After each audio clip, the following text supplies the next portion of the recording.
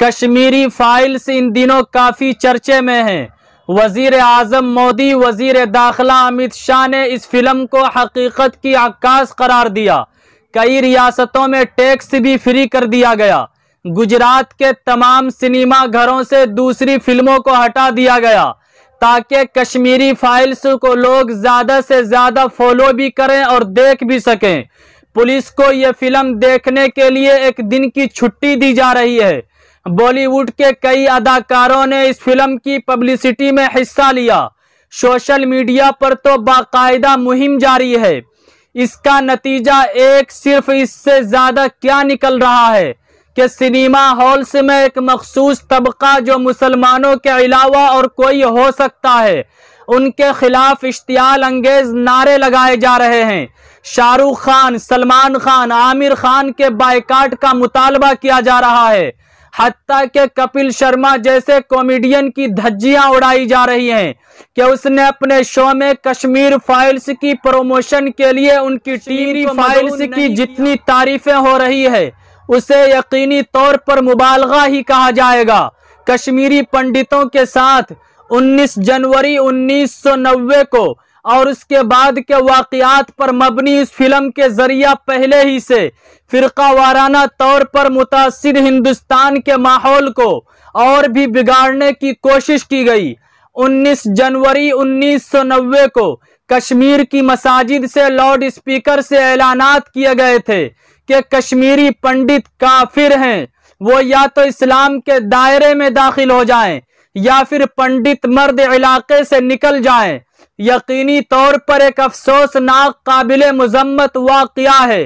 ताहम मसाजिद के loud speaker से ऐलानात करने वालों से ज्यादा जिम्मेदार उस वक्त का गवर्नर जगमोहन था, जिसने कश्मीरी पंडितों की सिक्योरिटी को यकीनी बनाने के बजाय पंडितों को महफूज मकाम मुंतकिल हो जाने का मशवरा दिया था। उस वक्त मरकज में हुकूमत वीपी सिंह की जनता दल की थी, जिसे बीजेपी की हिमायत हासिल थी।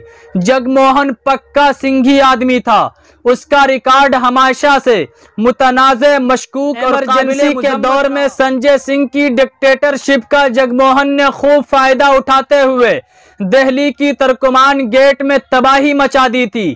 ये सच है कि 89 में कश्मीरी पंडितों का कत्ले आम हुआ था, जिसकी जितनी मजम्मत की जाए कम है, मगर इस हकीकत से कश्मीर फाइल्स बनाने वाले क्यों आंखें चुराते रहे हैं कि कश्मीरी पंडित इतनी तादाद में हलाक नहीं हुए जितने कश्मीरी मुसलमानों का कत्ल किया गया। सिक्योरिटी फोर्सेज ने दहशतगर्दी के सफाए में कितने नौजवानों को मौत की घाट उतारा, कितनी दोशीज़ाओं या खवातीन की आबरू रेजी की, कितनों को जेल में सड़ा दिया गया। कश्मीर के लिए तो हम जंगें लड़ते रहे, मगर क्या कभी कश्मीरियों के लिए हमारे दिलों में कोई तड़प पैदा हुई? उनके खिलाफ तो इस कदर जहरीला प्रोपेगेंडा किया जाता रहा कि कश्मीरी तलबा हिंदुस्तानी होते हुए भी खुद को अजनबी महसूस करते रहे। जब भी मुल्क में कोई वाकया पेश आया, कश्मीरी तलबा पर हमला किए जाते रहे। कश्मीर फाइल्स लिखने वाले अग्निहोत्री ने तारीख नहीं पढ़ी या जानबूझकर उसने तारीखी हकाइक को नजरअंदाज कर दिया।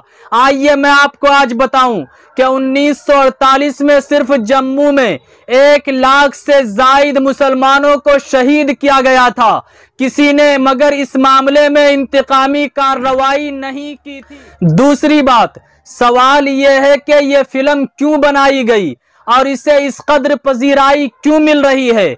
कश्मीर में दफा 370 की बर्खास्तगी के बाद कश्मीरी मुसलमानों के खिलाफ हिंदुस्तानी आवाम की जहन साजी, उनसे नफरत पैदा करने की ये साजिश और कामयाब कोशिश है। इस फिल्म का प्रीवीडियो सरजी स्टूडियो है। जी को झूठ पर मबनी खबरें और प्रोपेगेंडे के लिए मुल्क भर में पहला मकाम हासिल है। इसकी मुस्लिम दुश्मनी एक हकीकत है और कश्मीर फाइल्स बनाकर उसने बरतानिया, रूस, जर्मनी की हिटलर की तकलीद की है। दूसरी जंग अजीम के बाद बरतानिया और रूस ने फिल्म मीडिया को अवामी जहन साजी के लिए इस्तेमाल किया, क्योंकि फिल्म तालीम याफ्ता और इसी तरीके से अनपढ़ दोनों को मुतासिर कर सकती है। खवातीन और नौजवान नस्ल में सबसे ज्यादा मुतासिर होते हैं। यहूदियों के लिए आलमी हमदर्दी हासिल करने वाले जोसेफ गोबल्स ने डॉक्यूमेंट्री फिल्में बनाई जिसमें यहूदियों पर की जाने वाली अजियत रसानी को मुतासिर कुन अंदाज में पेश करते हुए दुनिया की हमदर्दी की हासिल है। कश्मीर फाइल्स एक ऐसी ही पंडित आखिर है कौन? अगर शेर कश्मीर शेख मोहम्मद अब्दुल्ला की तसनीफ आतिश चिनार में आप ब्रह्मन जादगान जिंदा दिल का मुताला करें तो आपको पंडितों से ताल्लुक बहुत सारे उनके मुतालिक हकाइक मालूम होंगे। शेख मोहम्मद अब्दुल्ला रकम तराज हैं। वो लिखते हैं कि कश्मीरी पंडित की इस्तिलाह मुगल शहनशाह मोहम्मद शाह की है, जिन्होंने अपने एक दरबारी जयराम भान की इस्तिदा पर एक फरमान भी जारी किया था कि कश्मीरी ब्राह्मणों को कश्मीरी पंडित कहकर पुकारा जाए। कश्मीरी पंडितों को कश्मीर से वाबस्तगी पर फख्र था।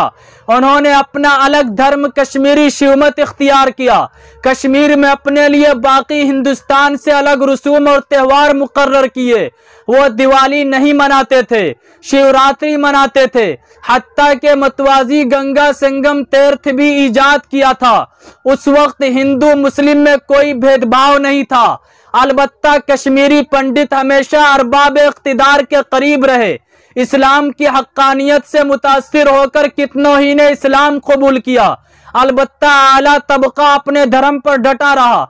सुल्तान सिकंदर के दौर में कश्मीरी ब्राह्मण ने इस्लाम कबूल किया और अपनी बेटी सुल्तान के निकाह में दे दिया, जिससे कश्मीरी पंडित नाराज हुए और उन्होंने सुल्तान के खिलाफ साजिशें। मुस्लिमों ने अपने मफाद के लिए ब्राह्मणों के खिलाफ साजिशें की, मगर सुल्तान सिकंदर के फर्जंद अर्जुमंद सुल्तान जैनुल आबिदीन ने उसकी मुखालिफत करते हुए रूठे हुए ब्राह्मणों को कश्मीर वापस लाने के लिए अपने वफूद जगन्नाथ पुरी और दूसरे इलाकों को रवाना किए। शेख अब्दुल्ला ने कश्मीरी पंडितों को काबिल तरीन कौम करार दिया, जिनकी जहानत और लियाकत बेमिसाल थी। अंग्रेजी तालीम में वो आगे रहे और इंतजामी ओहदों पर छाए रहे।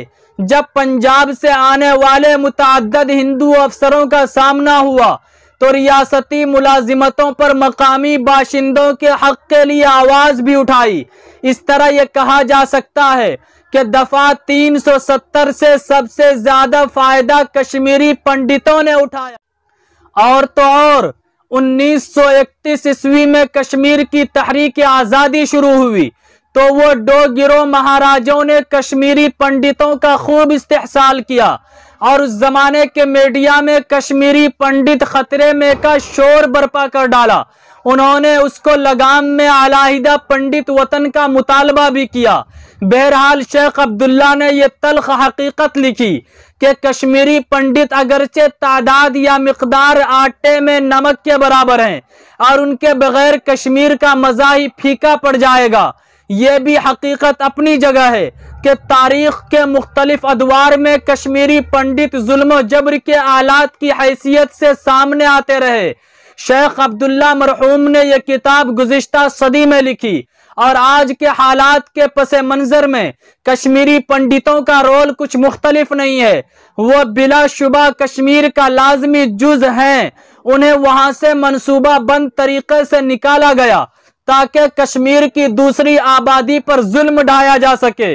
बीजेपी हुकूमत ने कश्मीर के खुसूसी मौक़िफ़ को बर्खास्त किया। जाहिर है कि अगर पंडित कश्मीर वापस आ भी जाते हैं तो अभी तक जो खुसूसी मुराद उन्हें हासिल है उससे या फिर हुकूमत एक नई पॉलिसी के तहत नई खुसूसी मुराद के फराहम करेगी या आने वाला वक्त बताएगा। यूपी के बशमूल 4 रियासतों में बीजेपी अपनी शानदार कामयाबी के नशे में चूर है। वो हिंदुस्तान को हिंदू राष्ट्र बनाने के वादे की तकमील जरूर कोशिश करेगी। आलमी बिरादरी में हिंदू राष्ट्र की पोजीशन क्या होगी इसका अंदाजा आप लगा सकते हैं। आज हिंदुस्तान की अहमियत कदर व मंजिलत इसलिए है कि यहाँ दूसरे मज़ाहिब के मानने वाले भी मौजूद हैं। कल भी रहेंगे, जाएंगे कहाँ? हाँ, अगर उन्हें दूसरे दर्जे के शहरी बनाने की कोशिश की गई, उन्हें जानी व माली नुकसान पहुंचाता जाता रहा, तो सारी दुनिया मुखालिफत करे या न करे, कुछ तो ममालिक होंगे जो इसके खिलाफ आवाज उठाएंगे। कश्मीर फाइल्स को कामयाबी मिली है तो इसमें कोई खास बात नहीं है, क्योंकि मरकजी और रियासती हुकूमतें खुद प्रोपेगेंडा करने लगें तो कामयाबी तो मिलनी ही है। किसी ने सोशल मीडिया पर खूब ये लिखा कि गुजरात में हजारों मुसलमानों का कत्लेआम हुआ, मुरादाबाद की ईदगाह में 300 से जायद मुसलमान मारे गए, मुजफ्फरनगर में क़यामत सुगरा बर्पा की गई, दिल्ली फसादात में पुलिस की मौजूदगी में मुसलमानों को हर तरह से नुकसान पहुंचाया गया, किसी का दिल हमदर्दी से नहीं तड़पा, किसी ने डॉक्यूमेंट्री नहीं बनाई और 89 पंडितों की हलाकत को नस्ल कशी करार दिया गया।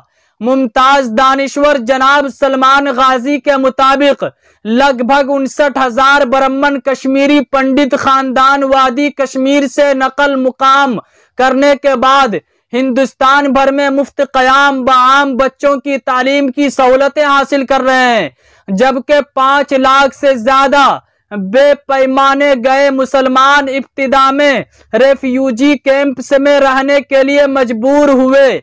नाजरीन, आपसे गुजारिश है आप इस वीडियो को खूब शेयर कीजिए ताकि कश्मीरी फाइल्स बनाने वाले और इसको देखने वाले को खूब ज्यादा से ज्यादा इसका अंदाजा लग सके, क्योंकि हकीकत जो चीज होती है वो छुपती नहीं है। फिर मिलते हैं न्यूनेस्ट अपडेट के साथ। अस्सलामु अलैकुम व रहमतुल्लाहि।